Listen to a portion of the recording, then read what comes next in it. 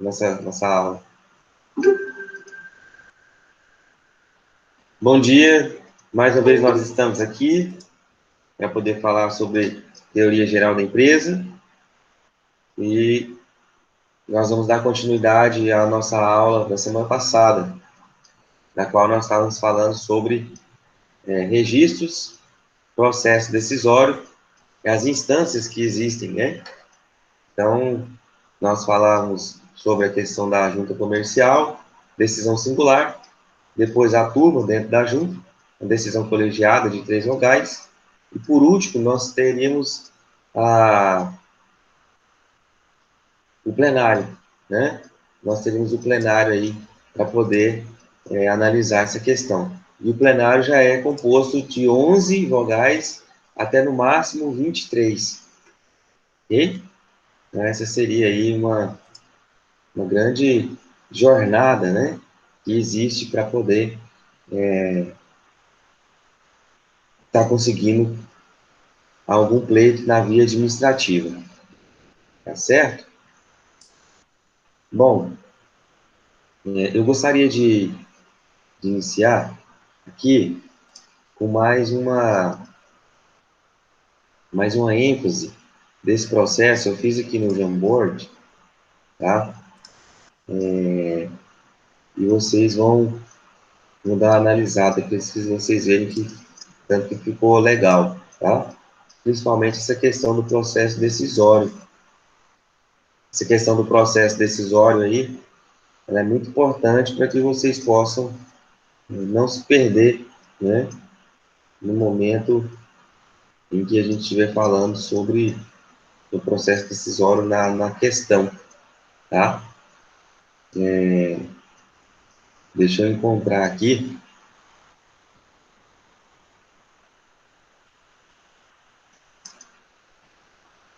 Pronto.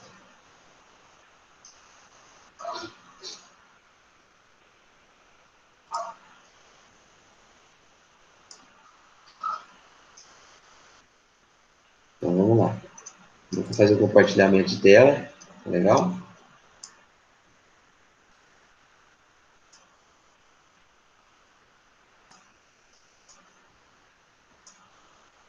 E aí vocês cliquem aí, tá?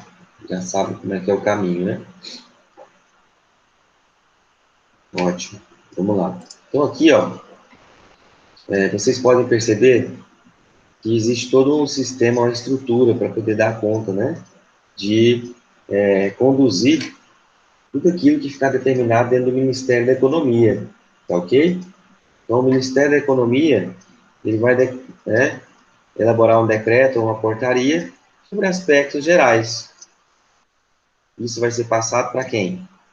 O SINREM, que é um sistema, né, que compreende tanto o DREI como as juntas comerciais. O SINREM é composto pelo DREI e pelas juntas comerciais, tá? O SINREM, então, vai passar, né, aquilo que for para elaboração de normas em sentido específico, em sentido estrito, passa para o DREI, né, pelo Departamento de Registro, né, tá bom? O DREI é um órgão de supervisão da junta comercial e órgão técnico, que vai elaborar o quê? As instruções normativas, né, com base no decreto do Ministério da Economia. Ele vai elaborar as instruções normativas de forma específica para poderem ser aplicadas nas juntas, tá? Nas juntas comerciais, ok? Qual que é o órgão executor que eu falo encarar crachá, encarar crachá, encarar crachá? É a junta comercial, né? A junta comercial, ela desenvolve atividade executora e atividade administrativa, de protocolos, de organização de documentos, de recepção, né? Autenticidade, né? Segurança, enfim, nós já vimos isso dentro daqueles quadros que nós traçamos dentro da aula 1, tá? Bom, dentro da estrutura da junta comercial, de forma técnica, ela é subordinada ao DREI. Né? De forma técnica, ela é subordinada ao DREI. Por quê? Porque é o DREI que vai trazer as regras que serão aplicadas na junta comercial, ok? Agora, de forma administrativa, ela é subordinada ao Estado. No caso do Estado de Goiás, né? Eu coloquei um exemplo aqui. Cada junta comercial de um Estado é subordinada ao seu respectivo Estado. Então, junta comercial do Distrito Federal, do Estado, né? Do Distrito Federal, de São Paulo, de São Paulo e assim por diante. Por quê, pessoal? De forma administrativa, a junta comercial ela é subordinada ao Estado. Porque são os servidores públicos que passam no concurso, né, que vão ser indicados aqui para trabalhar na junta comercial, ou que sejam nomeados, né, pelo Estado, que contratados temporariamente, que vão ser nomeados aqui, vão ser indicados, lotados dentro das juntas comerciais, tá? Então, o pagamento, né, de quem trabalha aqui dentro das juntas comerciais, porque não é gratuito, não é feito pelo DREI, é feito pelo Estado, Estado a qual ela está conveniado, né? Por isso que existe essa subordinação administrativa aqui, perante o Estado, tá bom? Tranquilo? Então, é dentro dessa sistemática, tá? Outra coisa que eu queria mostrar para vocês com base no apontamento que precisa ser feito na junta comercial, tá? Por exemplo, o Bruno tem uma empresa, o Bruno tem um CNPJ, né? Se ele tem uma empresa, ele tem um CNPJ. Esse CNPJ, ele vai ser registrado na junta comercial, né? O seu estatuto, tá legal? Eu estou conduzindo bem a minha empresa, estou conduzindo bem. De repente, começa tudo a ir, né, de ponta cabeça. Vamos supor que nessa pandemia, vai mal, mal, mal, mal, mas ainda tem uma luz no fim do túnel. Eu sei que a empresa é economicamente viável, só que eu preciso dar conta de pagar as dívidas que eu fiz. As dívidas com fornecedor, as dívidas com funcionários, as dívidas tributárias, tá? Então eu preciso fazer isso. Daí eu tenho uma saída, né? Seria a recuperação judicial. A recuperação judicial é uma saída dessa, onde que eu vou traçar um plano de recuperação e a Assembleia Geral de Credores, os meus credores, têm que aprovar esse plano, tá? Com algumas modificações ou aprovar ele de plano. E daí eu ajuizo uma ação perante o Poder Judiciário para pleitear a recuperação judicial.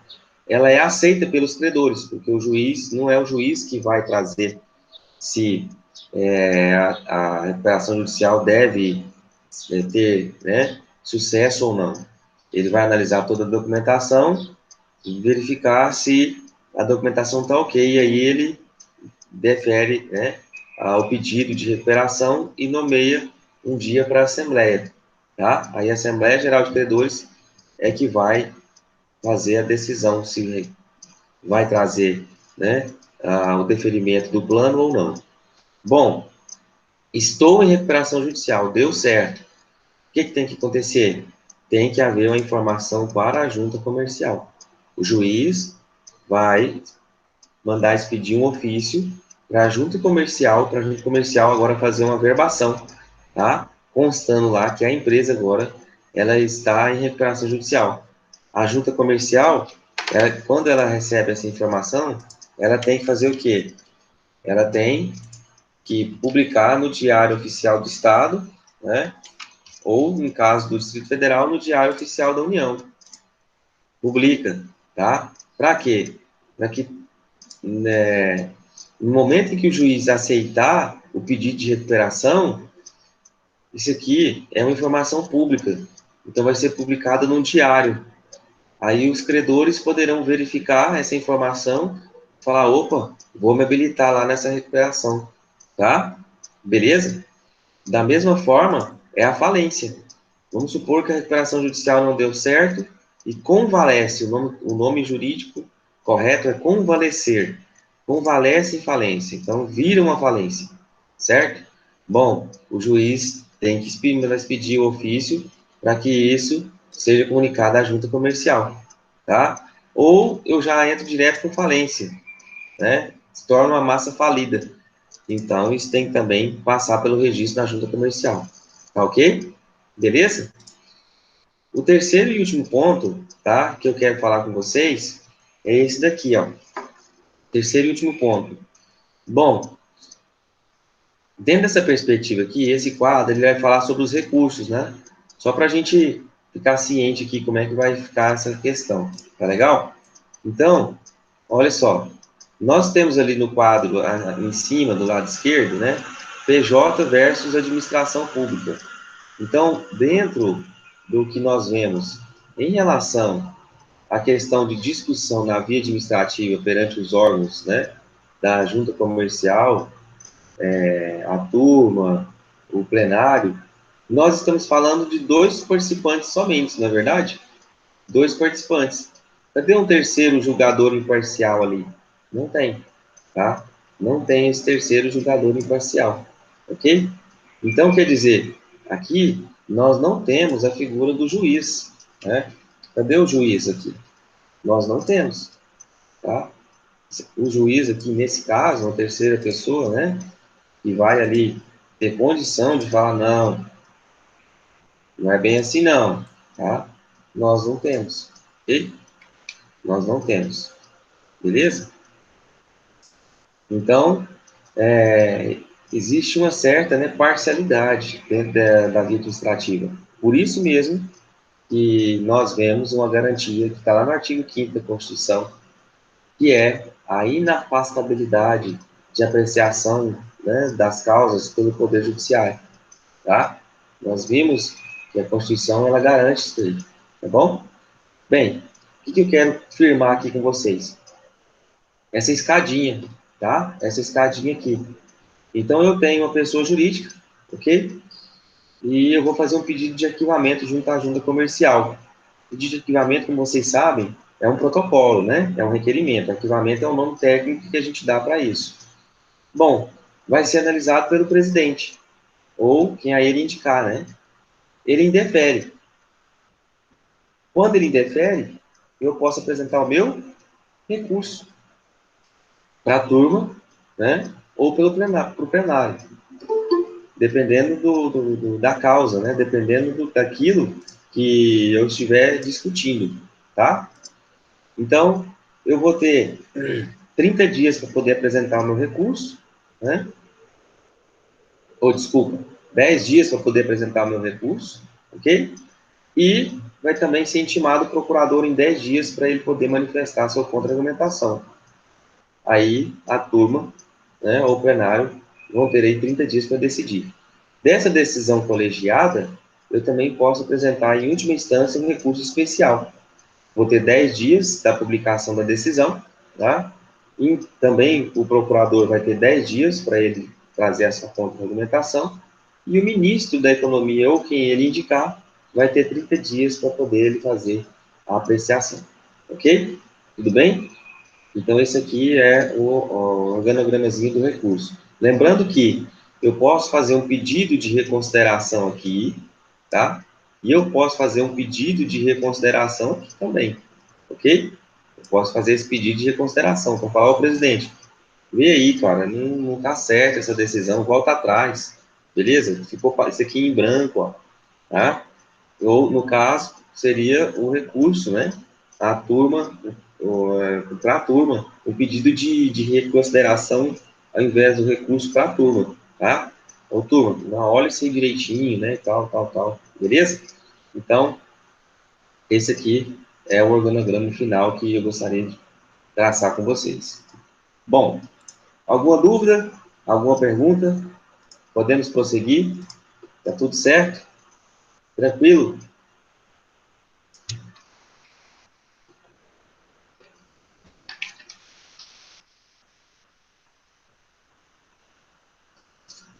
Beleza? Vamos lá. Então, olha só. Nós vamos, então, agora entrar dentro de uma outra questão, que é estabelecimento empresarial. Abra, então, o seu Vadimeco lá no artigo 1142. Vamos lá. Código Civil.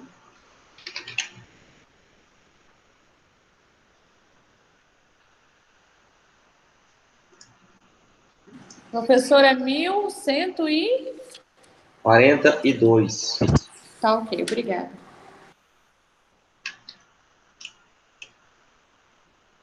vai começar a dispor sobre o estabelecimento, tá? As disposições gerais. O que fala o 1142? Olha só, definição, preste atenção, hein? Definição. Considera-se estabelecimento todo complexo de bens organizados para exercício da empresa. Por quem? Pelo empresário, se for empresário individual, ou por sociedade empresária. Então, primeira coisa, olha só, a gente tem que delimitar isso aqui muito bem, tá? Estabelecimento, né, comercial é uma coisa, certo? Empresário, outra coisa. Nós já vimos isso, mas nós vamos falar de novo. Empresa, outra, tá? Então, empresário ou sociedade empresária, tá? Deixa eu colocar aqui. Sociedade empresária. Bom, então, nós temos essa triangulação para que exista, né, todo o amparo jurídico, nós temos essa triangulação aqui, ó, tá? Bom, existe a empresa, certo? Existe o empresário e existe o estabelecimento comercial. São questões totalmente diferentes, tá? Totalmente diferentes, ok? Então, é necessário que exista aqui a figura do empresário, da sociedade empresária. Exista a empresa, né, registrada junto à junta comercial, tudo certinho, tá? Para que, em conexão, tá? Em conexão com, né, o agrupamento de bens, tá? Para serem exercidas atividades da empresa dentro do estabelecimento comercial. Então, quando a gente fala vulgarmente a empresa do fulano, a empresa do ciclano, a gente está falando do estabelecimento comercial, tá? Propriamente dito, ok? A empresa é aquela atividade ali, tá? Então, olha só, voltando aqui na lei, ó. O que é o estabelecimento comercial? É tudo complexo de bens, tá? Tudo aquilo que eu tenho ali, por exemplo, as prateleiras, os produtos, né? Os caixas, toda a instalação ali de câmeras, tudo, né? A gente vai falar tanto dos bens corpóreos, incorpóreos, do que é útil, do que não é, tá? Tá ali composto dentro de um determinado local, ok? Dentro de um imóvel, certo? Ali nós temos o estabelecimento comercial, tá? A empresa é o exercício do quê? Do empresário fazer com que aqueles produtos ou serviços que estão ali dentro daquele complexo, eles possam, né, começar a trazer lucro, tá, né? Porque a atividade, ela visa lucro, tá bom? Beleza? Olha o artigo 1143.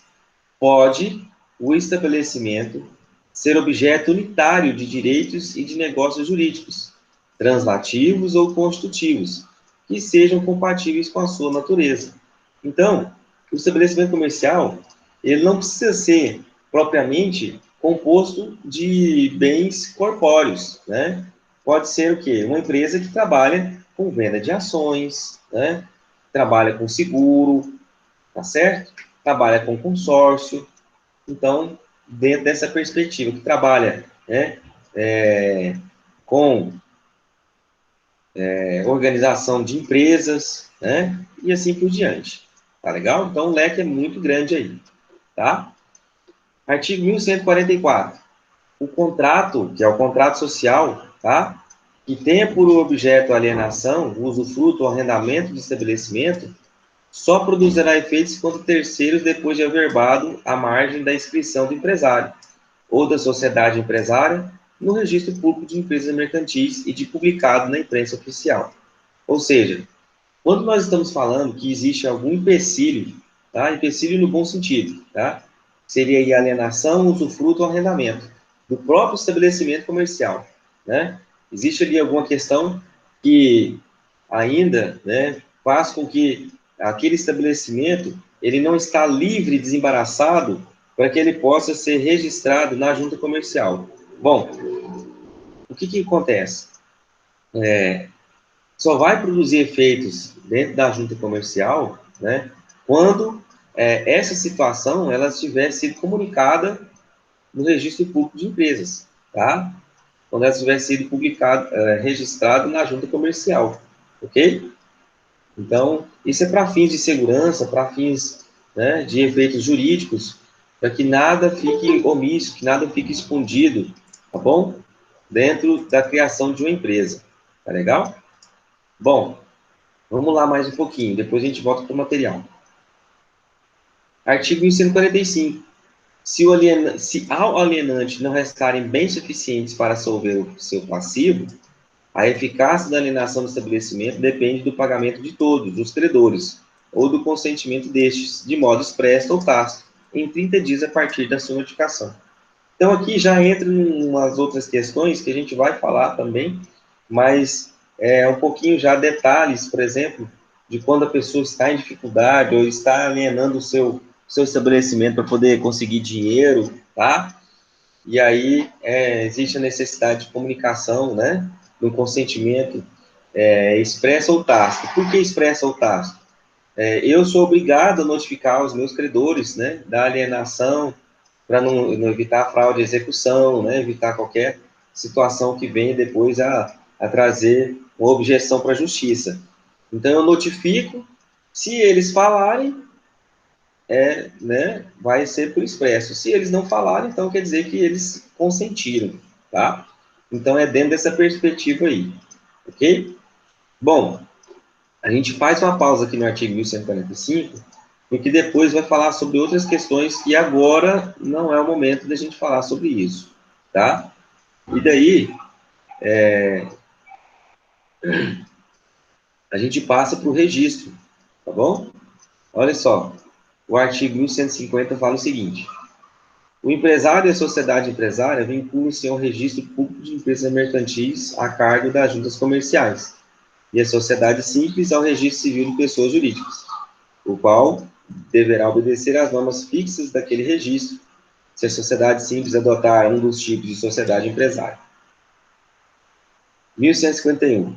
O registro dos atos sujeitos à formalidade, exigida no artigo anterior, será requerido pela pessoa obrigada na lei, no caso de omissão ou demora pelo sócio ou qualquer interessado. Os documentos necessários ao registro deverão ser apresentados no prazo de 30 dias. 30 dias, contada a lavratura dos atos respectivos. Requerido além do prazo previsto nesse artigo, que é de 30 dias, o registro somente produzirá efeito a partir da data da sua concessão. Ou seja, aí vai haver se a junta comercial vai ou não registrar. As pessoas obrigadas a requerer o registro responderão por perdas e danos, em caso de omissão ou demora. Tá? Então, olha só. Dentro dessa perspectiva, a gente vê o seguinte. A gente verifica que existe toda uma série de organização para que possa existir uma atividade dentro do estabelecimento comercial, tá? Estabelecimento empresarial. Bom, voltando aqui na característica do estabelecimento empresarial, porque ali os artigos 1145, ele já foge um pouquinho do que eu quero dizer, ela é constituída, né? O estabelecimento é constituído por quê? Por bens corpóreos e por bens incorpóreos. O que são os bens corpóreos? Bom, os bens corpóreos está aqui, ó. São os bens, né? Instalação, mercadorias, os equipamentos, veículos. Tudo isso faz parte dos bens corpóreos, ok? Como já havia falado anteriormente. E os bens incorpóreos? Marca, patente, direito e ponto. O ponto é a fixação ali daquele estabelecimento empresarial. Vocês vão ver que também existe, não sei se vocês já ouviram falar, no contrato de trespasse. O contrato de trespasse é quando o empresário, né, que é dono do estabelecimento comercial, ele vai passar todo o estabelecimento comercial para outra pessoa. Então, o trespasse é quando vem tudo. de uma vez para outra pessoa, certo? Bom, o ponto seria o local ali, né? Que já está fixado aquele estabelecimento empresarial, né? Já fez um nome, né? Então, nós falamos de ponto, o ponto do comércio, tá legal? Então, geralmente, numa negociação, a gente fala, ó, você me vende o seu ponto, né? O que, que seria o ponto? O ponto seria ali o local, né? Onde que está estabelecido. Então, esse local não é uma figura concreta, é abstrata, tá? O ponto seria porque o cara foi para ali, e ali ele já conseguiu criar, né, laços de que os clientes já sabem, né, daquele local, entendeu? Então, é dentro dessa perspectiva, tá?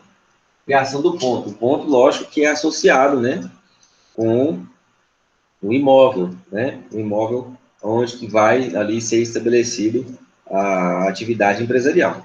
Beleza? Vamos lá. Olha aqui. Então, o conceito nós vimos no 1102, né? Que é um estabelecimento de um complexo de bens organizados, né? Existe uma universalidade, né? De fato, porque é constituída de forma universal, é constituída, né, por bens corpóreos e incorpóreos. E daí, a gente vai falar sobre o contrato de trespasse. Olha só. O artigo 1143 fala que o estabelecimento pode ser sujeito unitário de direitos e de negócios jurídicos, ok? Por força do artigo 1144. Bom, o que seria esse contrato de trespasse? O contrato de trespasse é quando a pessoa vai passar para outra tudo, tá? O contrato de trespasse é quando a pessoa passa todo estabelecimento comercial para outra pessoa. Beleza? O ponto, enfim. Então, vamos lá. Trespasse. Coisa de gaúcho, né? Trespasse. Masbar. Vou fazer um trespasse aqui, né? Não é coisa de goiano, não. Vamos lá. Então, trespasse, nós temos estabelecimento comercial, ok? Nós temos o estabelecimento comercial, tá? Dentro do estabelecimento comercial, nós sabemos que aqui tudo os bens corpóreos e incorpóreos, ok? Corpóreos e incorpóreos. E também está incluso aqui também o ponto, tá? O ponto também está incluso aqui nesse contrato de trespasse. Então, existe aqui ó, a figura, né, do empresário ou sociedade empresária, né, de um lado, ok? Está aqui. E aí, agora vai passar para o quê? Para uma outra pessoa, para uma terceira pessoa, tá? Ou terceiros, né? Terceiras pessoas, ok? Então, é isso aqui, ó, tá? Contrato de trespasse significa o quê? Toda atividade empresarial que está sendo exercida dentro do estabelecimento, né, juntamente com o ponto, vai ser agora designado para uma terceira pessoa, tá? É isso que está falando aqui o artigo, beleza? É o contrário do que? Trespasse, é isso que nós estamos falando, tá? Agora, diferentemente do trespasse, tá? Diferentemente do trespasse, é quando eu falo de cessão de cotas, tá bom? Cessão de cotas. Por quê? Porque uma empresa, ela é constituída por cotas, tá? Uma empresa é constituída por cotas. Existe 100% das cotas do capital da empresa, ok? Dependendo da forma do enquadramento empresarial, MEI, EIRELI, Limitada, SA, e aí vão haver as repartições das cotas, percentual X para tanto, percentual Y para outro, certo? Então, diferentemente de trespasse, a cessão de cotas é quando uma terceira pessoa ela vai entrar aqui dentro, mas em conjunto com alguém que já continua aqui exercendo atividade, tá? ela vai ser incluída aqui, ok? Ou ela vai entrar no lugar de uma outra pessoa. E aí ela vai entrar com o quê? Com a sua seção, né? Vai existir uma seção de cotas. Alguém que está aqui dentro da atividade empresária, né? Então, vamos colocar aqui várias. Então, nós temos aí, ó, vamos supor que 3 pessoas dentro da sociedade limitada que estão compondo essa atividade aqui. E aqui nós temos uma terceira pessoa, certo? Daí, numa eventual negociação, o que acontece? Esse cara aqui vai entrar com dinheiro para injetar na empresa. A empresa é viável, né? Só que está meio ruim das pernas. Então, esse cara vai injetar, mas ele fala, eu injeto, mas eu quero me tornar sócio de tantos por cento da empresa, né? Quero me tornar sócio de 30%, né? Ó, eu entro, mas eu me torno sócio de 30%. Senão, eu não vou. Aí o pessoal delibera e fala, poxa vida, nós vamos ter que aceitar esse cara aqui, senão não vai dar certo. Né? O que o cara faz? Vai existir, né? Então aqui tem 100%. Ó.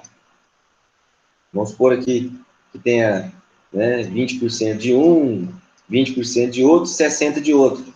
Esse que tem 60% vai ceder 30% para esse cara, e vai ficar com 30%. Né? Então, vai existir uma cessão de cotas, né, desse cara que tem 60%, ele vai ceder 30% com a anuência dos dois.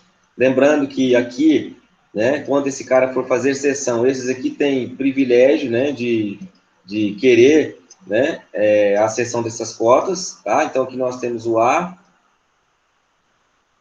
o B e o C. O C vai ceder. Esses dois têm privilégio. Não, a gente escolhe primeiro, pô, se a gente quer ou não. Tá, nós não temos condição de ficar com esses 30%.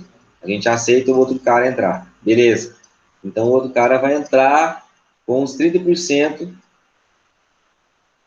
do sócio C, tá? Ele vai entrar aqui na empresa com os 30% do sócio C. Ok? Beleza? Ele adquire, então. E aí, nesse caso, nós vamos ter 4 pessoas aqui, tá? Nós vamos ter 4 pessoas. A terceira pessoa agora, ela vai se tornar o sócio, né, D, tá? O sócio D. Beleza, pessoal? Tranquilo? Então, o trespasse é muito diferente da cessão de cotas, tá? O trespasse é a disposição ali de tudo para uma terceira pessoa ou para terceiras pessoas, no plural. E a cessão de cotas é quando um dos sócios ele vai dispor da sua cota, né? Ele sai da sociedade empresária e entra uma terceira pessoa, ou os sócios dispõem de determinado percentual para que uma terceira pessoa seja incluída aqui, tá? Então, aqui é que nós temos como que funciona o trespasse e a cessão de cotas. Beleza? Tranquilo? Alguma dúvida?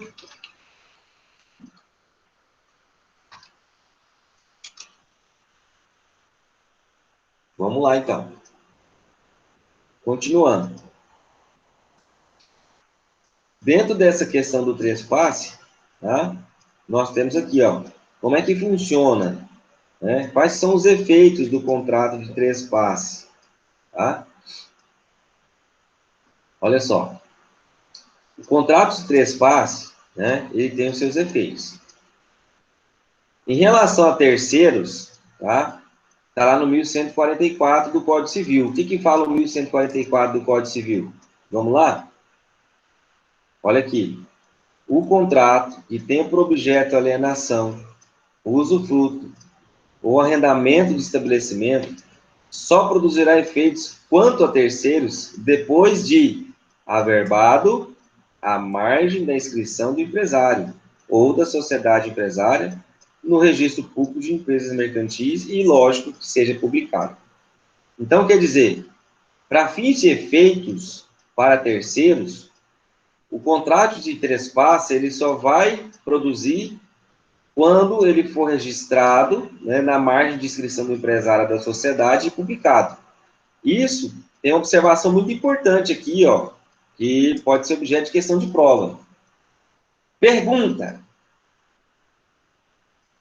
quando existia um contrato de trespasse do estabelecimento comercial, é necessária a notificação do empresário, desculpa, dos terceiros, né, que sejam aí credores, etc. Não estamos falando sobre recuperação judicial, nós não estamos falando sobre falência, tá? Nós não estamos falando sobre inventário, que agora se tornou espólio, não é isso.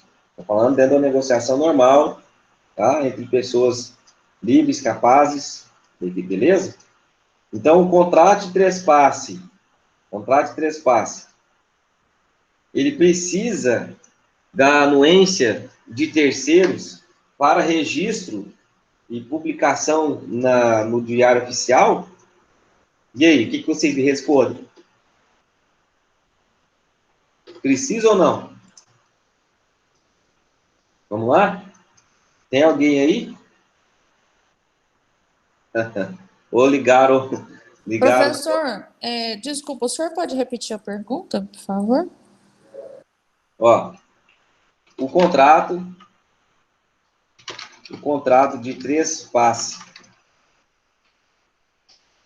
É necessário que haja notificação de terceiros para somente depois haver o registro na junta comercial? Tá aí. Professor, Diga. esse contrato... Bom dia, né? Esse contrato é um contrato normal, né? Esse contrato ele não é normal. Normal em que sentido? É um contrato de procedência normal, que não tem, igual você falou, nem... Então, ele não precisa de notificação nenhuma. Tá, então eu dei umas dicas aí para vocês, né? Eu dei uma dica que não estava acontecendo recuperação judicial, dei a dica que não tinha falência, não se tratava de inventário, né? Dentro da situação normal, a empresa está rodando bonitinha, tá? O contrato de trespasse é um contrato onde que eu vou fazer com uma outra pessoa, em que eu estou dispondo ali do estabelecimento comercial e do ponto. Ó, tá aqui, fulano, ó, vai levar tudo, tá? Ou você vai ingressar com tudo, né? E não tem jeito de tirar o imóvel, né, do lugar. Então, quer dizer, dentro dessa perspectiva, não há necessidade de notificação de terceiros, tá? Não há a necessidade de notificação de terceiros. Se não tem nenhum empecilho, então não tem necessidade de notificação, tá? Não tem Isso é necessidade de notificação. porque o outro assume toda a responsabilidade, então passa a ser do outro, né? Isso. Aí, o que acontece? Essa notificação aqui, nós estamos falando de notificação prévia, correto? Ok? Notificação Correto. prévia. Então, vai ser levada ao registro, registrou, fez a averbação. Beleza, vai ser comunicado no Diário Oficial da União. Tá? Bom, fez a comunicação no Diário Oficial da União, tá? O terceiro, ele tem 30 dias para trazer alguma impugnação. Ok? O terceiro, ele tem 30 dias para trazer alguma impugnação. Se ele não... Professor, Oi? se ele não tiver acesso ao diário oficial, esse tempo não prorroga? Tem só os 30 dias? Só 30. Porque o Diário Oficial é público, é igual citação por edital.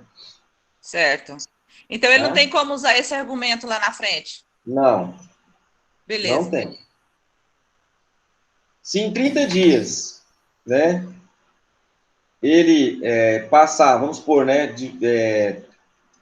de forma escrita ou tácita, ele não trazer nenhuma objeção, então considera-se que a averbação está totalmente concluída, vamos dizer assim, tá? Produzindo todos os efeitos jurídicos. Professor, só uma Oi? dúvida.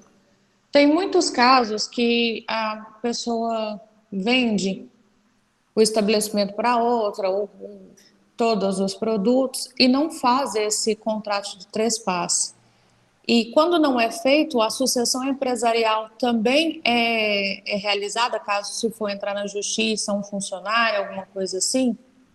Sim. Aí a gente está falando, vamos supor, dentro dessa perspectiva que você está me falando, existe a possibilidade de uma pessoa, por exemplo, se tornar sócio de fato, né? Que aí ele vai participar da empresa, e tem a outra possibilidade, que é quem está tocando a empresa, quem está o sócio empresário, ele sai só fisicamente e não juridicamente, né? Daí fazem só um contrato de graveta e a pessoa continua assumindo, né? A empresa. Aí, dentro dessa perspectiva, está totalmente fora do que fala a lei, né? Isso aí Mesmo foge que do que fala a lei. ela, mesmo que ela abra outro CNPJ? Ah, tá. Aí, no caso de abrir um outro CNPJ, no mesmo local, aí a gente vai falar, sim, sobre sucessão empresarial, né? Existe um prazo em que essa outra pessoa, ela vai ter que responder, né, perante a antiga empresa da qual ele comprou. Tanto dívidas tributárias, como dívidas com fornecedores, como também com funcionários. Mesmo que aquele funcionário não trabalhou para ele, mas agora ele vai entrar com a ação trabalhista, né? Em se tratando de CLT, os tribunais superiores já disseram isso, que ele acaba se tornando aí responsável até 2 anos, tá? Na parte trabalhista.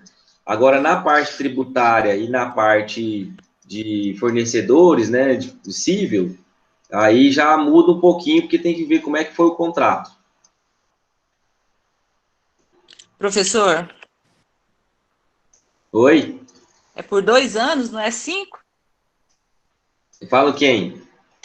Quando é na parte trabalhista, ele ainda responde? Vê? Sucessão empresarial. Eu acho que é 1 ano.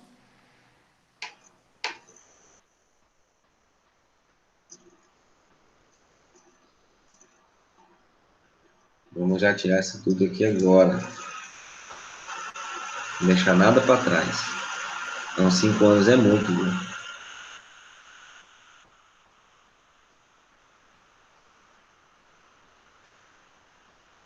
Porque a parte tributária você tem que guardar a documentação por 5 anos, né? Então é por isso que eu me A confundi. tributária, Então, na sim. parte tributária, você responde assim, eu não sei, eu não estou muito por dentro, mas a última informação que eu tinha, talvez estou equivocada, era 5 anos. Eu achei que a trabalhista também seria.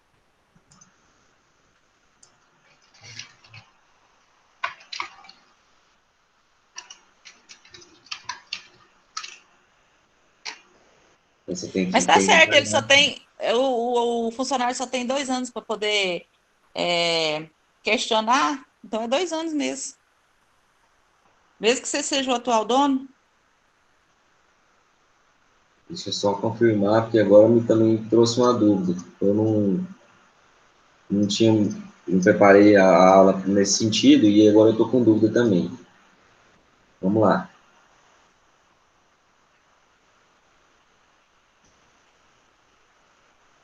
Tá, tá, tá, tá, tá.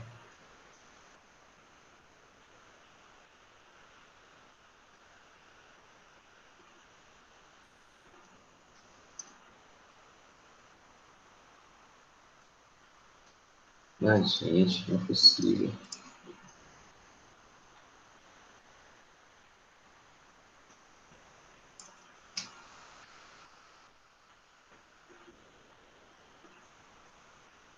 Vamos olhar aqui.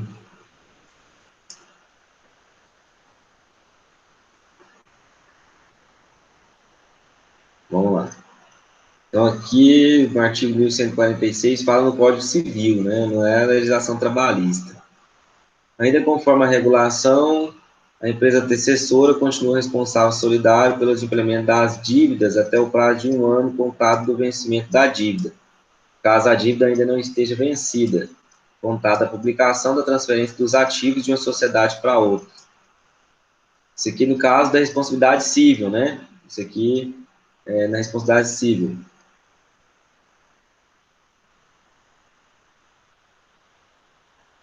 Quatro, 448.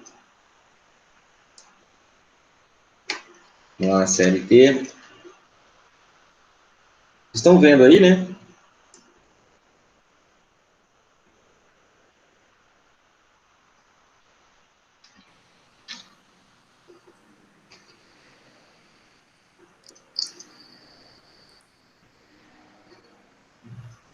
Não afetará os contratos de trabalho respectivos empregados. Olha, se eu não me engano, são 2 anos mesmo, viu? Caracterizada a sucessão empresarial, as obrigações trabalhistas, inclusive as contraídas à época em que os empregados trabalhavam para a empresa sucedida, são de responsabilidade do sucessor. Responderá solidariamente com a sucessora quando ficar comprovada a fraude de transferência. Os direitos oriundos da existência do contrato de trabalho subsistirão em caso de falência concordata ou dissolução da empresa. Salvo me engano, são 2 anos mesmo, viu? Eu vou confirmar, vou olhar aqui e mando a resposta no grupo depois, tá? Então, Ok, professor. responsabilidade civil está aqui no 1146. Então, vou colocar aqui, ó. Responsabilidade civil, artigo 1146 e seguintes. Responsabilidade trabalhista, artigo 448 e seguintes, que no caso seria da CLT, né? Responsabilidade tributária, artigo 138? 133. Vamos lá olhar também agora, 133 e seguintes. Então, quando eu falo civil, então tem que ir no Código Civil. Responsabilidade trabalhista tem que ir na CLT. Responsabilidade tributária tem que ir no CTN, que é o Código Tributário Nacional. Tá certo? Então, vamos lá. Vamos lá no Código Tributário Nacional.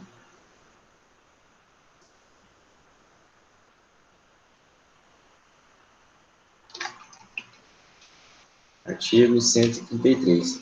A pessoa natural ou jurídica de direito privado que adquirir de outro por qualquer título, fundo de comércio, estabelecimento comercial, industrial ou profissional, continuar a respectiva exploração sobre mesma ou outra razão social, olha aqui a dica, ou sob firma do nome individual, responde pelos tributos relativos ao fundo estabelecimento, ao fundo comercial, né, ou estabelecimento adquirido, devidos até a data do ato. O tributário é outra vida, né? Já está em específico aqui. Integralmente, se o alienante cessar a exploração do comércio, indústria ou atividade.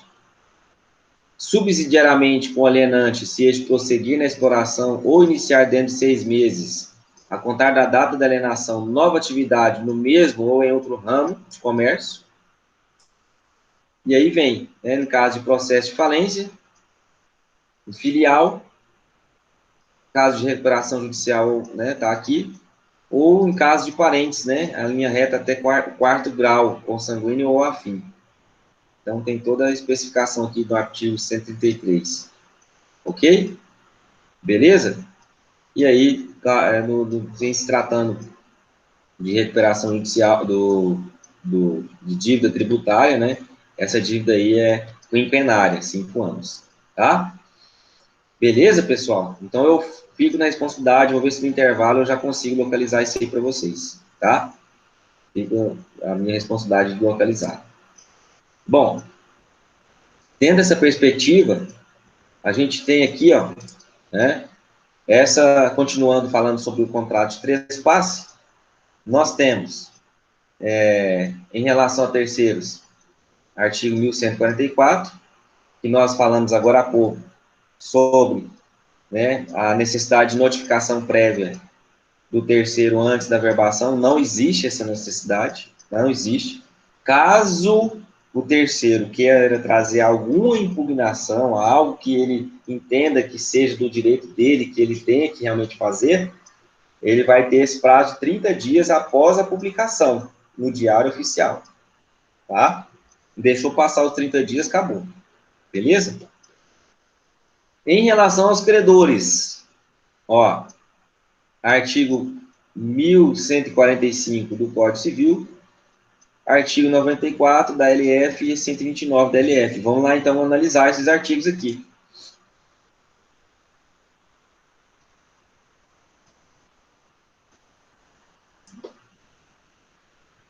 º 1145. Se o alienante não restarem bens suficientes para solver o seu passivo, a eficácia da alienação do estabelecimento depende do pagamento de todos. Depende, olha a condição aí.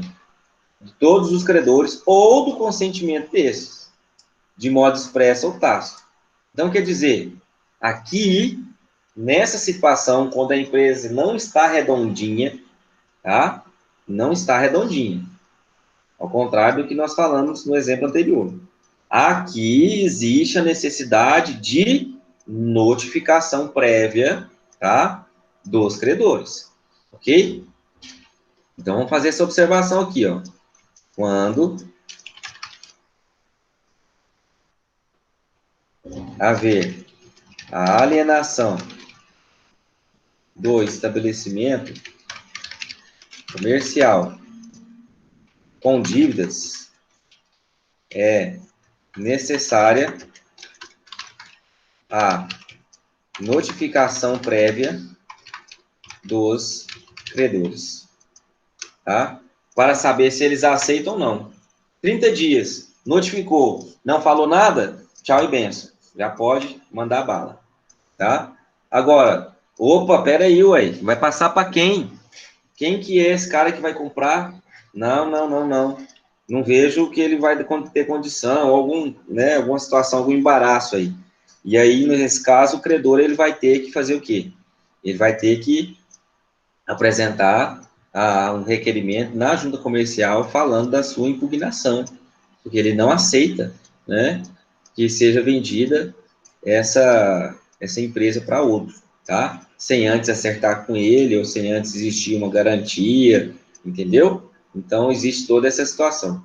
O problema é que nós estamos falando aqui da legislação conforme tem que ser seguida, né? E aí, claro que acontece tudo que não está dentro da legislação, né? Funciona mais ou menos assim. Mas, para fins e efeitos de prova da OAB, para questões de concurso, para a nossa prova, a gente tem que seguir o que manda o edital, né? O que manda o edital. Beleza, pessoal? Tranquilo? Agora, artigo 99 e 129 da LF.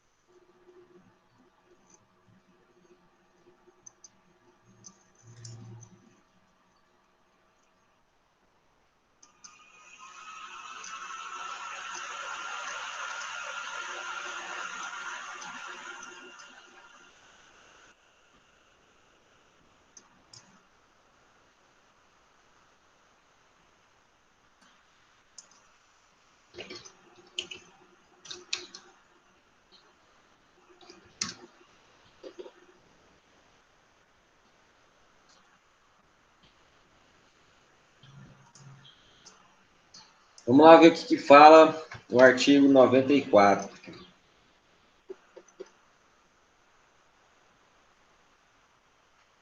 Será decretada a falência do devedor, sem relevante razão de direito, não paga no vencimento a obrigação líquida, né, cuja soma ultrapasse 40 salários mínimos na data do pedido da falência. executado por qualquer quantia, não paga, não deposita e não nomeia a penhora em bens suficientes.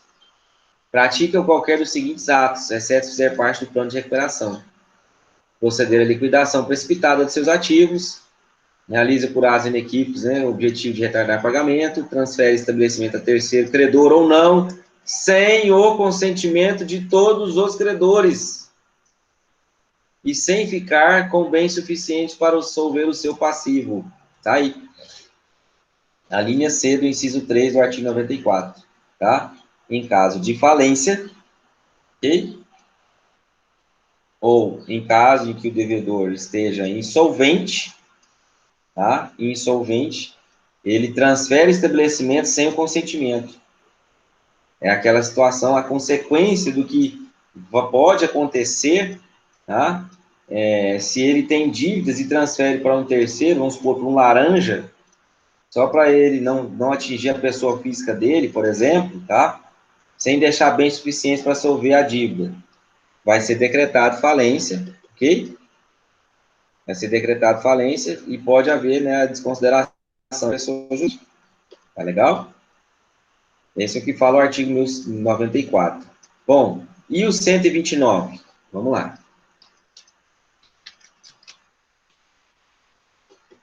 São ineficazes em relação à massa falida, tenha ou não o contratante conhecimento do estado da crise econômica e financeira do devedor, seja ou não intenção deste fraudar credores. Então, quer dizer, tendo ou não conhecimento, né? Pagamento de dívidas não vencidas, realizados pelo devedor dentro do termo legal, pagamento de dívidas vencidas e exigíveis, né? De qualquer forma prevista em contrato dentro do termo legal, constituição de direito real de garantia, tá? Tá aí.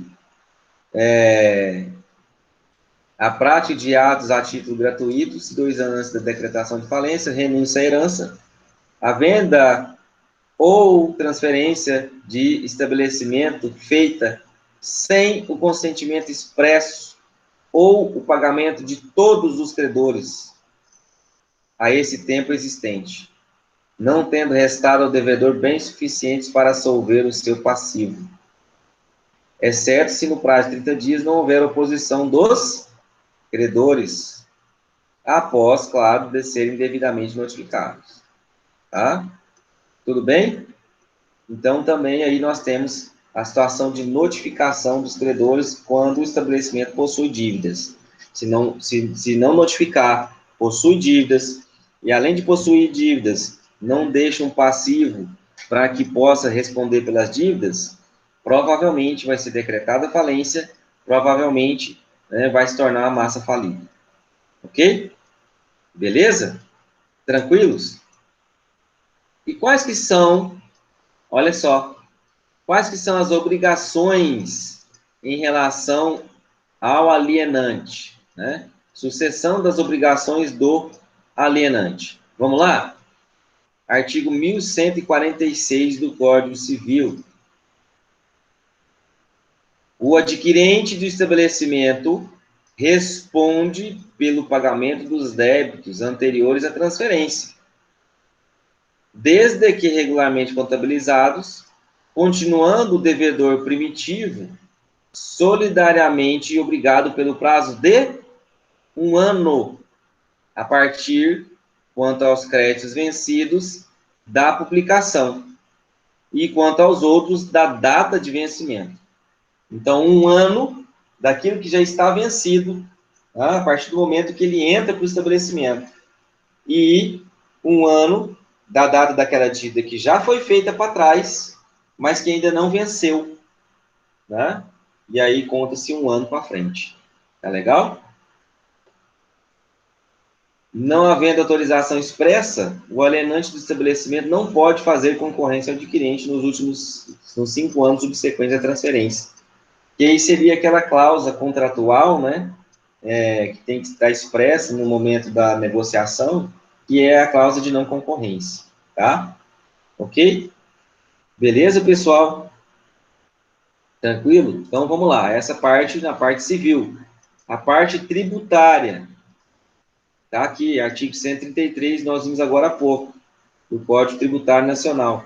A parte trabalhista, artigo 448 da CLT, que nós já vimos também. E em relação à Lei de Recuperação Judicial e Falências, artigo 60 e 141. Então, para poder frisar, vamos lá. Artigo 448 da CLT. A mudança na propriedade ou na estrutura jurídica da empresa não afetará os contratos de trabalho dos respectivos empregados. Ou seja, o cara continuou trabalhando para a pessoa pro alienante, né? O cara que adquiriu a empresa. Beleza, se ele continuou trabalhando, mantém o contrato de trabalho, né? Mantém o contrato de trabalho. Ok. No dia que o cara sair, né? Ele vai ter aí 2 anos para poder promover a sua ação judicial, né? 2 anos. Bom, desses 2 anos, ele tem direito aos últimos 5 anos, né, do contrato de trabalho, inclusive FGTS, né, que mudou a legislação há um tempo já. Então, isso implica dizer que, provavelmente, vai pegar aí um tempo em que o cara trabalhou, né, pro alienante e um período que trabalhou para o cara que vendeu, né, a propriedade para outro. E aí não adianta o cara falar que vai responder só pela parte que agora, quando ele adquiriu a empresa. Não, isso aí não existe, tá? Então vem comigo aqui, ó. Vamos olhar isso aqui com mais calma dentro de uma lousa, ok? Então nós vamos tratar da alienação de estabelecimento comercial. Quando eu falo da alienação de estabelecimento comercial, eu estou dizendo que o empresário, né? Vamos colocar aqui o empresário de A, certo? O empresário, ele está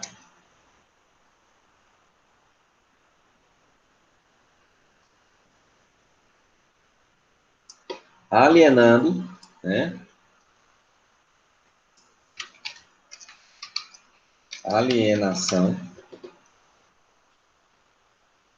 ok? Para um terceiro,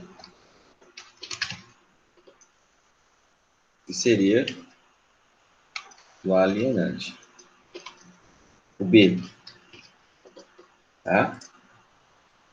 Bom, dentro dessa respectiva aqui, situação, o que que esse cara responde? O que que esse cara responde? Vamos lá. Esse cara responde: dívidas cíveis, 1 ano, né? 1 ano. Essas dívidas cíveis são o quê? Da data que já venceu, 1 ano para frente, ou do que ainda vai vencer, que foi feita, né, pelo empresário A. Ok? Beleza? Bom, dívidas trabalhistas, 2 anos. Como assim? Então, olha só. Eu tenho uma situação que o funcionário trabalhava aqui e também trabalhou para esse. Aí aqui ele foi demitido. Vamos supor que isso aconteceu logo após a transição, 6 meses depois. O funcionário, ele vai entrar com a ação pedindo todo o tempo que ele trabalhou lá. Então, os últimos 5 anos ele vai ter direito. Ok? Então, o terceiro, ele vai responder, tá? Perante tudo aquilo que esse empresário, ou o empresário não pagou, o A, e que o funcionário está pedindo, tá? Ele é responsável, sim. Ok? Continua da mesma forma, tá bom? Beleza? E nós temos as dívidas tributárias,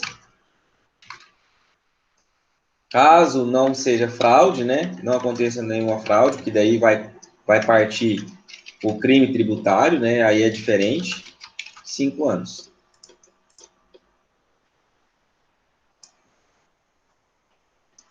Tá legal? Tranquilo? Certo aí? Beleza. Voltando aqui para o nosso quadro, a gente tem os artigos 60, né? E 141. Vamos lá, da Lei de Recuperação Judicial e Falências. Artigo 60. Se o plano de recuperação judicial aprovado envolver alienação judicial de filiais e unidades produtivas isoladas do devedor, o juiz ordenará a sua realização, observado o disposto no artigo 142. O que é o parágrafo único do artigo 60? O objeto da alienação estará livre de qualquer ônus e não haverá sucessão do arrematante nas obrigações do devedor, inclusive as de natureza tributária, observado o que está lá no artigo 141, parágrafo 1º. Então, tem que estar livre de quê? Livre de qualquer ônus. Tá? Então, está falando sobre as dívidas, que não deve ter nenhuma dívida dentro da recuperação judicial, caso haja a alienação só de uma filial. Então, vamos supor que seja uma empresa enorme, né?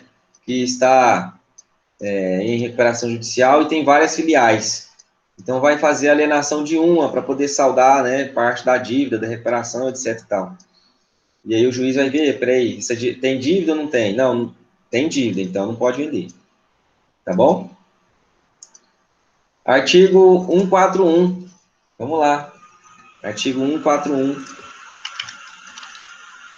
Na alienação conjunta ou separada de ativos, inclusive da empresa ou de suas filiais, promovida sob qualquer das modalidades de que trata esse artigo, todos os credores, observada a ordem de preferência definida no artigo 83, que vai falar lá dos créditos trabalhistas, né, até 150 salários mínimos, depois os de garantia real, depois os créditos tributários e assim por diante. Subrogam-se no produto da realização do ativo, ou seja, em caso do ativo, né? Em caso do ativo, tá? Não seria a venda do estabelecimento comercial. 2. O objeto da alienação estará livre de qualquer ônus e não haverá sucessão do arrematante nas obrigações do devedor, inclusive as de natureza tributária, as derivadas da legislação do trabalho e as decorrentes de acidente de trabalho. Olha que legal, hein? Então, preste atenção. Quando a gente estiver falando sobre recuperação judicial, tá? Recuperação judicial, quando a gente estiver falando sobre ativo da empresa, no momento em que houver alienação, tem que estar livre, né? Não pode ter nenhuma dívida. E além de não ter nenhuma dívida, esse cara que agora ele vai assumir, ele não responde, tá? Não responde pela obrigação do devedor, natureza tributária, trabalho, etc. Por que que ele não responde aqui, pessoal? Vamos lá, outra perguntinha boa, hein? Olha aqui, vou mandar aqui, ó. Por quê? Porque o alienante não responde. Valendo meio ponto para a nossa prova de A1.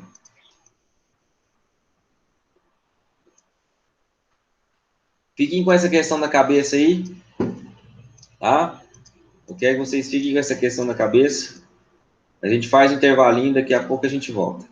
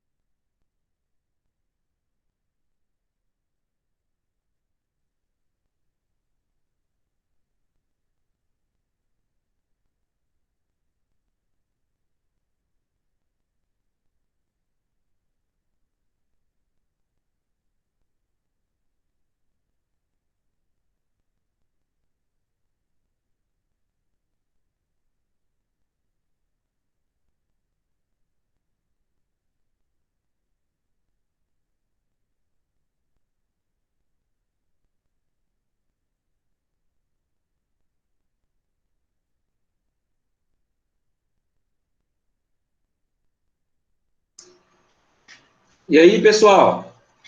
Tudo beleza?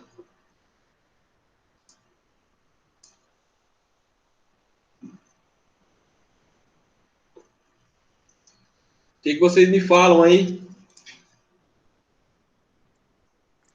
Professor, Hum, olha, eu imagino que se ele pegou uma empresa, mesmo velha, mas com tudo, com livre de qualquer ônus, mesmo ela velha, ela começa do início. Então não tem como ele responder por uma coisa que não tinha.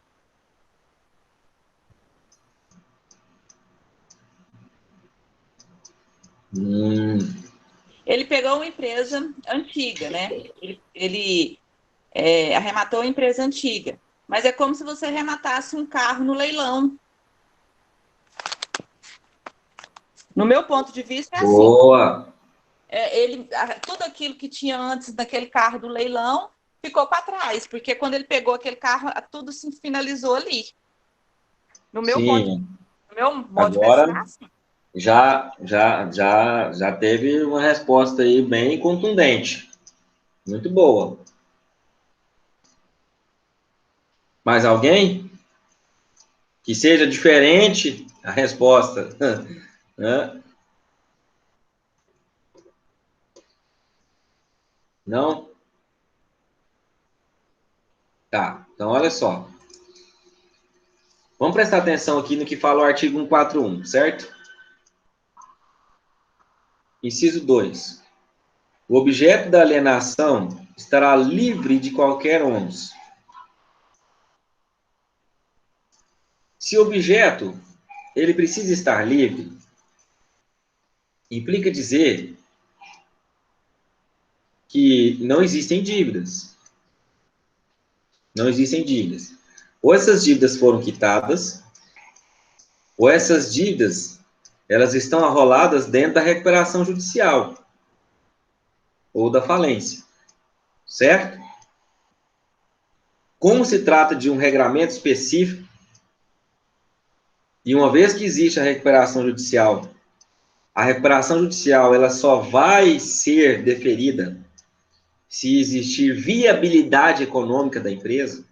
Se não existir, não vai ser deferida a recuperação judicial. Então, no momento em que o devedor ele tem que trazer todo o plano de recuperação, ele vai trazer ali tudo aquilo que ele deve e todos os bens que estão no nome, para poder haver ali uma solidez no momento do pagamento da dívida. A pessoa que está comprando, né, uma dívida, ele já vai estar pagando, uma dívida não, uma empresa, uma filial, etc., ele já vai estar pagando por ela, ok? Ela já está com uma dificuldade. Então, seria muito injusto atribuir para essa pessoa alienante que está adquirindo essa filial, adquirindo um ativo, fazer com que essa pessoa também esteja ali responsável sucessivamente nas obrigações cíveis, tributárias e trabalhistas. Ok? Então, funciona na mesma perspectiva que a nossa colega pontuou muito bem. Na mesma situação de arrematação de um leilão, de um imóvel ou de um veículo, né? Onde que você arremata o bem por aquele valor, X, mas o para trás, você não tem obrigação nenhuma, tá? Então, meio ponto aí para nossa querida, tá? Tranquilo, beleza? Então, vamos colocar aqui, né? Meio ponto para Senilda. Parabéns, Senilda. Muito bem colocado aí seu ponto de vista. Bom, continuando a nossa aula, tá? Eu olhei, pessoal, foi muito rápido aqui que eu fui lá buscar um quitutezinho para eu poder comer. E eu ainda não encontrei de forma expressa o prazo, tá? Eu vou ter que olhar isso aí dentro dos tribunais superiores ou de uma doutrina de algum doutrinador na área do trabalho. Beleza? Vamos lá. Olha só. Ainda falando sobre o contrato de trespasse.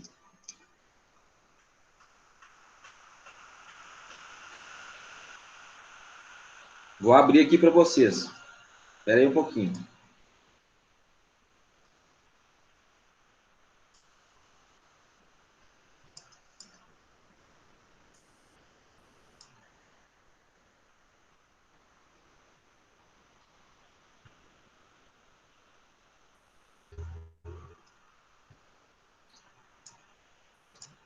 Ainda falando sobre o contrato de trespasse.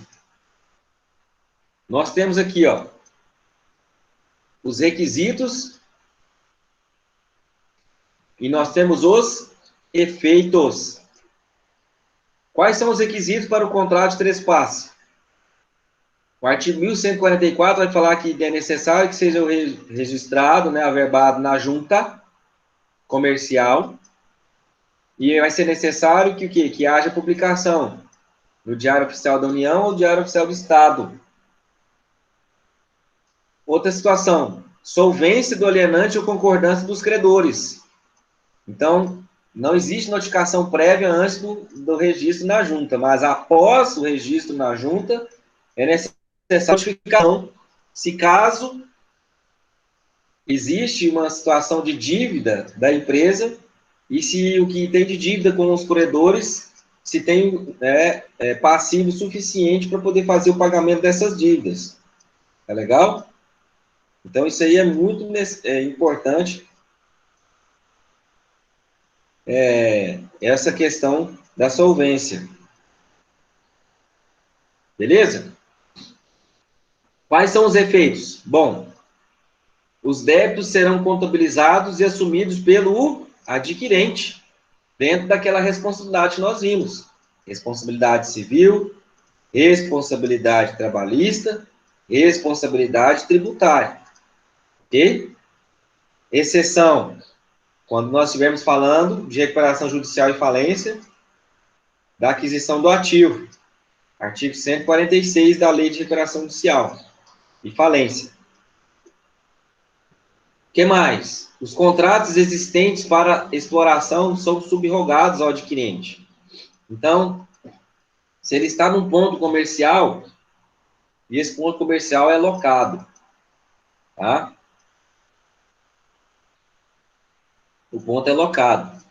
Bom, existe um contrato lá de locação, onde que o empresário que está dispondo do estabelecimento comercial, ele tem um contrato para frente por ainda mais 5 anos. Aí vem o dono do imóvel e fala, não, senhor, vai mudar de dono, eu não aceito, não. Não aceito. Vou destratar agora. Isso não existe, tá? Isso não existe. Existe o princípio da continuidade, né? Do pacto contratual. Então, dentro dessa perspectiva, ele vai ter ali assegurado, tá? Que até o final do contrato ele continue mantendo da forma como foi combinado com o antigo locador. Ok? Desculpa, o antigo locatário. Tá? Ele assume o contrato de locação dali em diante até o seu término. E os créditos são cedidos ao adquirente, né? Então, se houver alguma recebível, tá? Dali para frente, no momento em que há a fase de transição, ok? Esses créditos serão cedidos ao adquirente, tá? Ele fica ali, então, para receber esses créditos, ok? Bom, aqui nós temos, ó, uma questão muito importante que é a respeito da sucessão empresarial. Vai falar lá no artigo 1146 do Código Civil, né, a respeito de sucessão empresarial. O que é a sucessão empresarial? É quando o adquirente do estabelecimento responde pelo pagamento dos débitos anteriores à transferência, desde que regularmente contabilizados.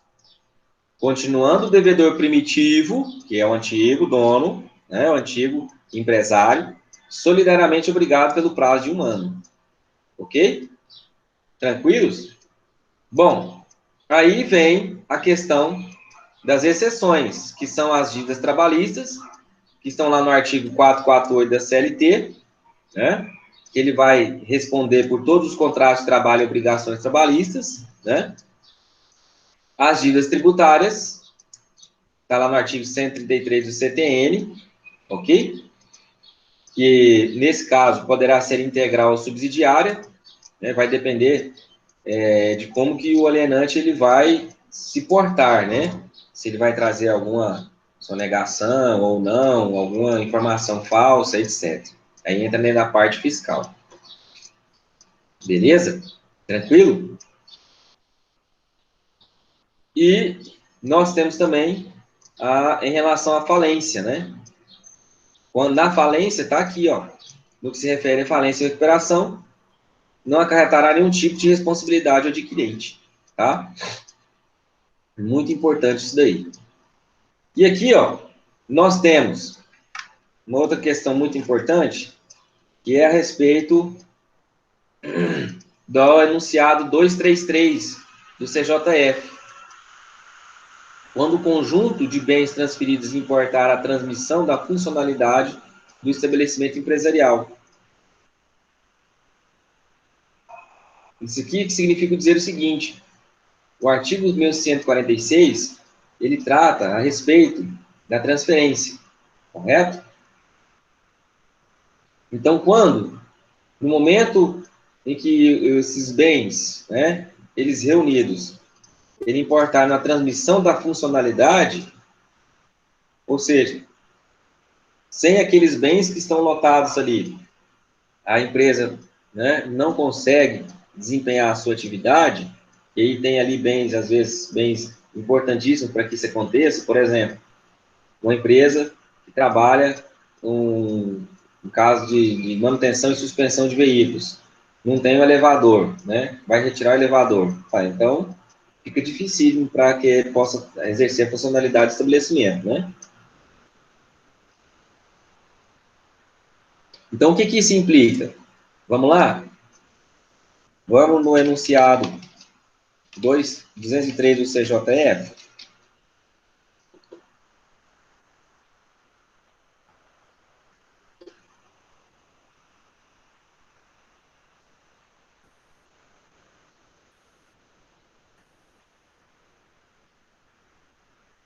Não exclui a possibilidade de sociedade simples utilizar firma ou razão social. Então, quando está falando sobre sociedade simples, é aquela sociedade que não seja sociedade por ações, ou não seja sociedade anônima, né, ou uma cooperativa. Sociedade simples, não aquela que foi constituída por 2 sócios, né, sociedade limitada, dentro dessa perspectiva. Tá? Então, não exclui a possibilidade. Ok? Bom, dentro dessa perspectiva, nós temos que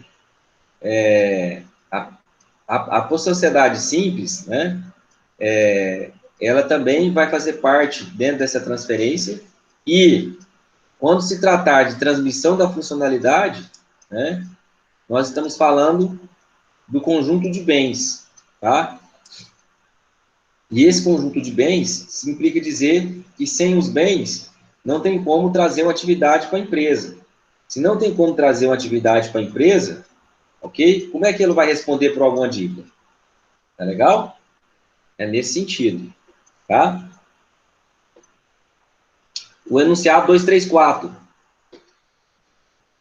Quando do trespasse do estabelecimento empresarial, olha só, o contrato de locação do respectivo ponto não se transmite automaticamente ao adquirente, tá? Mas ele tem direito de manter o contrato. Tá legal? O que é isso, não se transmite automaticamente ao adquirente? Significa dizer o seguinte: uma vez que há o trespasse, né, é necessária a notificação do locador que agora uma outra pessoa ela está desenvolvendo a atividade dentro da empresa, ok? Mas o locatário, agora que vai exercer a atividade, ele tem direito de manter o contrato, tá bom? Isso quer dizer que não se aplica de forma tácita, tá? Não é de forma tácita que isso acontece. Enunciado 59. A mera instalação de um novo estabelecimento em um lugar antes ocupado por outro, ainda que no mesmo ramo de atividade, não implica responsabilidade por sucessão prevista no artigo 1146. Olha só aí que legal, hein? Então, quer dizer, o cara cai de paraquedas, entendeu? O cara cai de paraquedas, não tem envolvimento com o antigo, né, empresário, e daí ele vai lá, instala ali, né, traz todo o seu estabelecimento empresarial, no mesmo ramo de atividade, mas não tem nenhuma ligação com o antigo dono, né, com o antigo dono do outro estabelecimento. Então, ele não pode responder por sucessão. Ok? Beleza? Bom, dando uma ênfase aqui na cláusula da não concorrência, vocês sabem o que é isso, né? Então, isso também geralmente acontece nos contratos de franquia, né? Quando os franqueadores e os franqueados, eles estipulam um contrato, e daí, como por exemplo, eu atuei num caso da Magras. Vocês conhecem a Magras, né? Aqui em Rio Verde. Na verdade, é uma rede nacional, né? É uma franquia. E aí, o rapaz que tinha a franquia da Magras aqui em Rio Verde, ele estava perto de vencer o contrato com eles, e antes de vencer o contrato, ele criou uma outra empresa, o nome de uma outra pessoa, no mesmo ramo de atividade. Só que acontece, ele deu muita bandeira, não deu conta de esconder, né? E aí aconteceu que a Magras descobriu, né? E entrou com 2 ações contra esse cara, tá? Para poder responsabilizar ele. Por quê? Porque no contrato de franquia existia a cláusula de não concorrência, tá? Dos 5 anos aí para poder não abrir outro estabelecimento. E também, né, ele apresentou uma queixa na delegacia, tá? Então, um negócio pesadíssimo aí, pesadíssimo, beleza? O que fala o enunciado 490 do CJF? A ampliação do prazo de 5 anos de proibição de concorrência pelo alienante ou adquirente de estabelecimento, ainda que convencionada no exercício da autonomia à vontade, pode ser revista judicialmente se abusiva. Ou seja, combinado com o informativo 554, é abusiva a vigência do prazo indeterminado de cláusula de não restabelecimento ou não concorrência. Isso implica dizer o quê? Que existe um forte entendimento de que o prazo máximo de não concorrência seria 5 anos. Mais do que isso, é uma situação bem delicada, que vai engessar, né, a pessoa a ter que atuar no mesmo ramo. Né? E pensa, o cara sai de um ramo, ele trabalhou ali durante 5 anos naquele ramo, ele tem que ficar 5 anos para frente sem, né, fazer nada do tipo, já é uma luta. Imagina mais do que 5. Beleza? Tranquilo?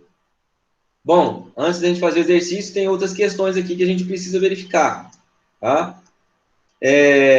Na questão da subrogação, em relação à exploração do estabelecimento, se não tiver caráter pessoal, pode os terceiros rescindir o contrato em 90 dias a contar da publicação da transferência, se ocorrer justa causa, né?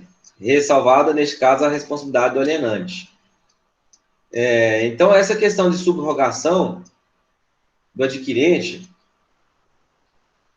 seria na exploração do estabelecimento. Então, dentro do estabelecimento, vamos supor que ele vende lá algumas marcas, né, que são exclusivas, de franquias, que são pessoal chato. Então, tudo isso tem que ser bem delimitado, tem que ser bem organizado, tá? Para que o terceiro não tenha motivos para poder dar rescisão no contrato, ok?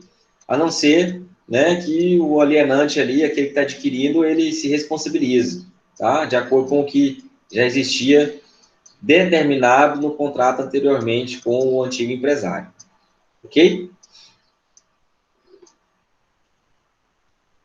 Beleza, sobre o contrato de locação nós falamos, né? Sobre a subrogação acabamos de falar, tá? E aí a gente vai passar em relação à proteção ao ponto empresarial, tá? Ponto empresarial. Então, Lei 8245 de 91. Vamos lá? Viu que várias legislações, né, nós estamos abordando aqui hoje.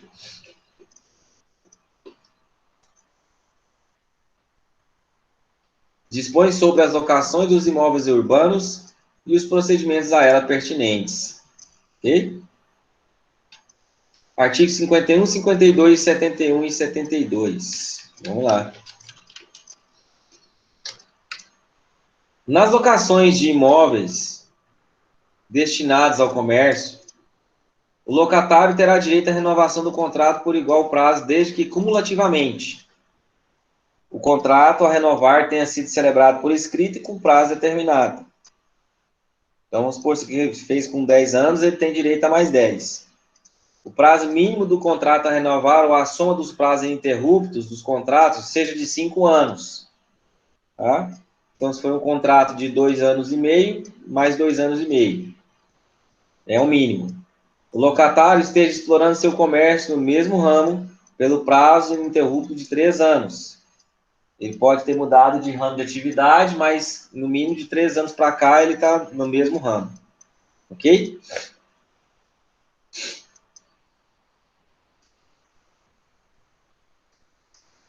Parágrafo 1º. O direito assegurado nesse artigo poderá ser exercido pelos cessionários ou sucessores da locação. Olha aí, tá vendo? No caso de sublocação total do imóvel, o direito à renovação somente poderá ser exercido pelo sublocatário. Quando eu estou locando, alugo para um outro. Tá? Quando o contrato autorizar que o locatário utilize imóvel para atividade de sociedade que faça parte e que essa passe a pertencer ao fundo de comércio, o direito à renovação poderá ser exercido por locatário ou pela sociedade. Dissolvida a sociedade comercial por morte de um dos sócios, o sócio sobrevivente fica subrogado no direito de renovação, desde que continue no mesmo ramo. O direito à renovação do contrato estende-se às locações celebradas por indústrias e sociedades civis com fim lucrativo, regularmente constituídas, desde que ocorrentes os pressupostos previstos nesse artigo. Do direito à renovação decai aquele que não propuser a ação no interregno de 1 ano, no máximo até 6 meses, no mínimo, antes da data da finalização do prazo em vigor. Então, está muito claro, né, que existe aí uma possibilidade muito grande do locatário continuar exercendo, né, o contrato de locação, se ele transmitir para outro, se vier falecimento dos sócios, ou pela sublocação, nos casos, né, em que o locador também aceita, pelo sublocatário. Ok? Agora, olha só. Quais são as hipóteses em que o locador, dono do imóvel, não será obrigado a renovar o contrato? Por determinação do poder público que tiver que realizar no imóvel obras que importem na sua radical transformação, o imóvel vier a ser utilizado por ele próprio, ou para transferência de fundo de comércio existente há mais de 1 ano, sendo detentor da maioria do capital, o locador, seu cônjuge ascendente ou cônjuge, ou descendente. Então, quando o locador ele participa também do fundo do comércio da empresa que está alocando dele, né? Na hipótese do inciso 2, o imóvel não poderá ser destinado a uso do mesmo ramo, locatário. Questão da concorrência, né? Exceto se a locação também envolvia o fundo de comércio. Nas locações de espaço em shopping centers, o locador não poderá recusar a renovação do contrato com fundamento do inciso 2 desse artigo. E aí foge de toda a esfera da situação dentro de um espaço no shopping center, tá? O locatário terá direito à indenização para ressarcimento dos prejuízos e dos lucros cessantes. Se tiver que arcar com mudança, perda do lugar, desvalorização do fundo do comércio, se a renovação não ocorrer em razão de proposta de terceiro, em melhores condições, ou se o locador, no prazo de 3 meses da entrega do imóvel, não der o destino alegado ou não iniciar as obras determinadas pelo poder público. Então, o locatário terá direito de ingressar contra o locador, né, nesses casos, em relação a se ele perder um lugar, se tiver a desvalorização ali do fundo de comércio dele, o outro ponto não for um ponto, né, que for suscetível, que seria bom igual o que ele estava locando. Tá legal? Beleza? Bom, e daí nós temos, né, os outros 2 artigos que vão falar da ação renovatória. Além dos requisitos, né, lá no 282 do Código de Processo Civil, a petição da ação renovatória deverá ser instruída com prova do preenchimento dos requisitos do artigo 51, prova do exato cumprimento do contrato em curso, prova da quitação dos impostos e taxas, indicação clara e precisa das condições oferecidas para a renovação da locação. Essa ação renovatória é quando o locador ele não quer renovar o contrato, tá? Vamos supor, eu fiz um contrato de 5 anos e aí eu tenho direito a mais 5. E daí o locador resolve não fazer. E eu preenchi todos os requisitos do contrato, paguei o aluguel certinho, paguei tudo certo, não tem nada de errado. Então, obrigatoriamente, se ele não aceitar, eu tenho que provocar o Poder Judiciário com ação renovatória. Tá? Beleza?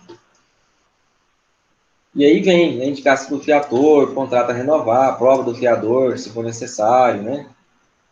Aí vem o artigo 72, que também tem o direito de defesa. A contestação do locador, além da defesa do direito que possa caber, ficará distrita quanto à matéria de fato. Não preencher o autor os requisitos estabelecidos nessa lei, não atender a proposta do locatário, ter proposta de terceiro para locação em condições melhores, não estar obrigado a renovar a locação. Tá? Essas são as situações aí. Ok? Desde que estejam estipuladas em contrato, por escrito. Tá legal, pessoal? Beleza? Então, nós estamos falando sobre a proteção do ponto empresarial. Tá? Porque o ponto é quando o cara ele faz o ponto. Então, ele vem ali, não tem nada, daí ele começa, né, com a lojinha, de repente ele já tem clientes, né? Ele já muda, já consegue um espaço maior ali, já consegue, né, ampliar a sua empresa, seu exercício de atividade empresarial, e se encontra agora numa situação em que o locador fala, não, esse cara está ganhando dinheiro, o aluguel aqui é 5 mil, vou passar para 10 mil.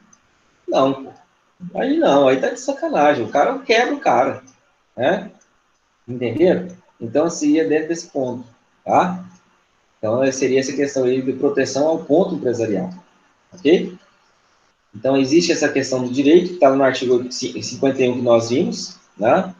Existe a questão da ação renovatória, que também é um direito, que é de proteção ao ponto empresarial, ok? E existe também, né, a questão que, nesse ponto, né, a gente tem que observar bem, existe toda a proteção do ponto empresarial, mas o direito do locatário, ele não vai se sobrepor ao direito de propriedade, né? Então, o locador, ainda que o locatário tenha preenchido os requisitos que lhe garantam o direito de inerência, ele pode pleitear a retomada do imóvel. Pode pleitear, não tem problema. Mas aí entra a questão. O locatário está tendo prejuízo com isso? Né? Ah, claro. Qual que é o lucro cessante do locatário? Então, tudo isso tem que ser demonstrado por meio de provas, né? Uma instrução de provas, para que o locatário possa entrar aí depois, ingressar contra o locador e reaver isso na justiça. Ok? Perguntas? Vamos lá. Nós temos a questão do aviamento e clientela. O que é aviamento? Aviamento é perspectiva de lucro do estabelecimento empresarial.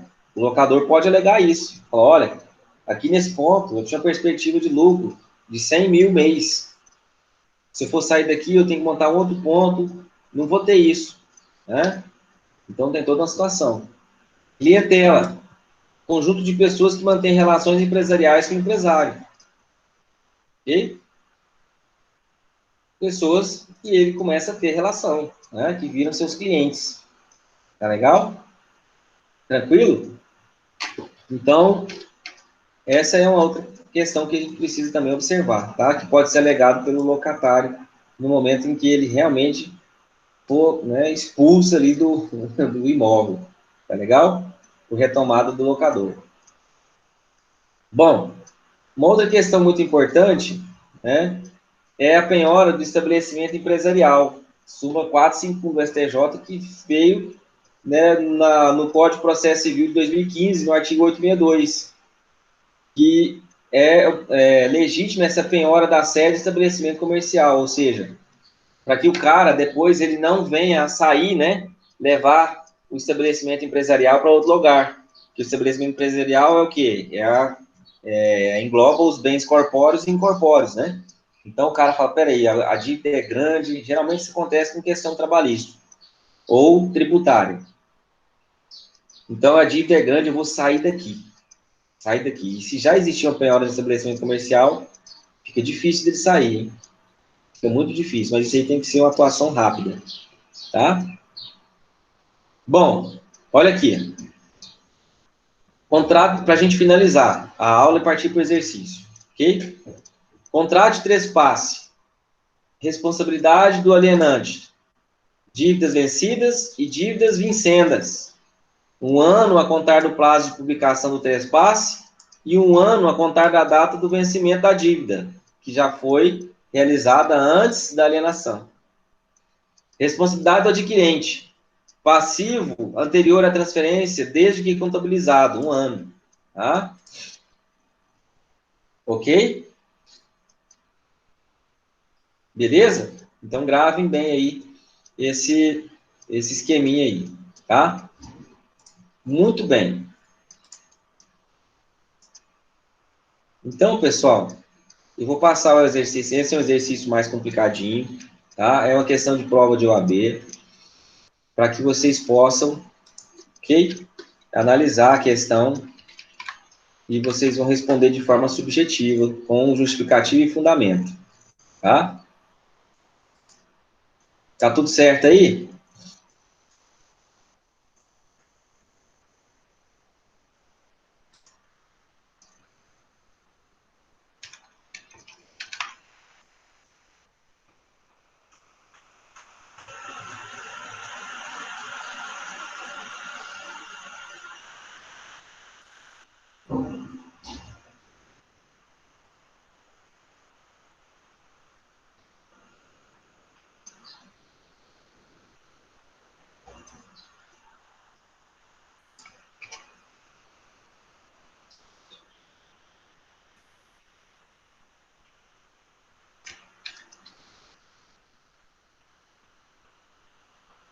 Vou enviar no grupo, tá?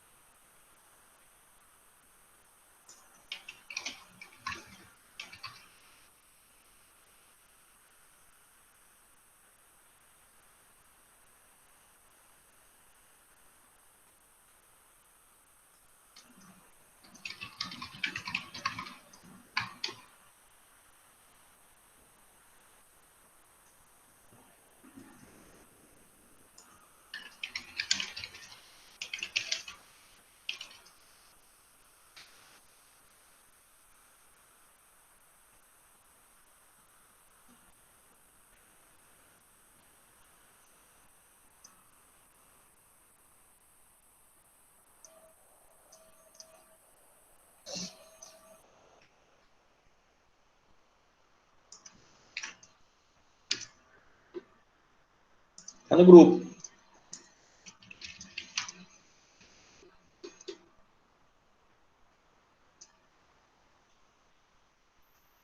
Aí, mas não.